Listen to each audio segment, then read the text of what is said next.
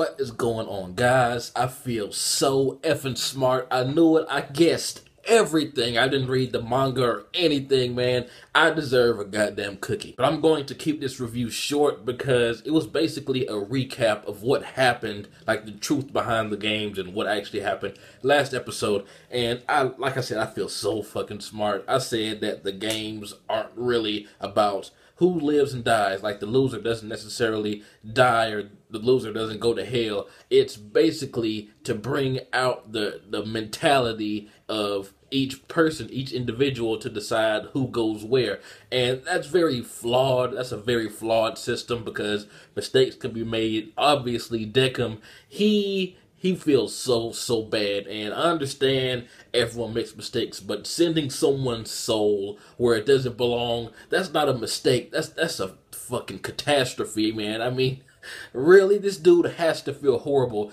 And one thing I can say is that this anime, Decim is not going to smile ever unless it's like the very last episode. This dude's face is like made of stone. And also, I said that Machiko was lying. It was completely obvious. I'm not sure how Decim didn't notice that, because that's the first thing I noticed. I was like, she's putting on an act. She is lying for her husband. She is sacrificing her soul for his because she understood what was going on. And I mean, fuck, man, it just sucks that her soul is going to this eternal darkness.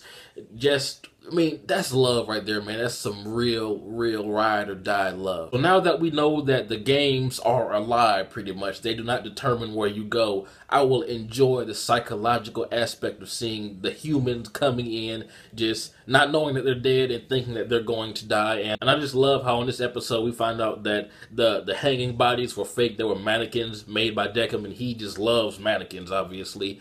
And they were watching them the whole time, Nona and the assistant chick. And I'm guessing, I'm just going to go ahead and say that they're training her to become an arbiter. I'm not sure why, but that's the vibe that I got. But man, this anime is going to be amazing. I cannot wait to see who's going to come down the elevator next. I can imagine like brothers, maybe sisters, another couple, like maybe best friends, lifelong friends, and just the psychological fucking that's going to go on with these characters, man. I cannot wait. And next episode, someone obviously comes down because there's a bowling match going on.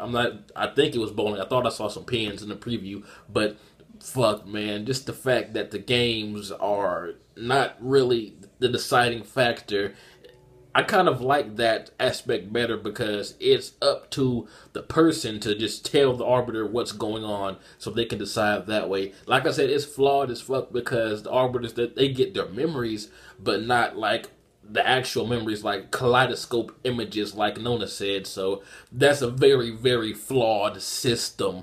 Like, if one of them realizes it beforehand, they can, say something to persuade the arbiter to flow one way in their favor. So, I mean, fuck, man, it's not the best way to judge people, but it's a good way for an anime show, man. I fucking love this shit. I cannot wait to see what happens next episode. But like I said, there's really not that much to discuss because it's basically the same stuff we got last episode except explained. But it's like I thought, man, Machiko is awesome. She is an amazing wife, man. I mean, that's the kind of wife everyone should have. She loved him even to the end and beyond, obviously. And fuck, man. But anyway, tell me what you guys thought about this episode. I am digging this anime so far. This has been jbDAuchiha. Like, comment, subscribe, and I'm out.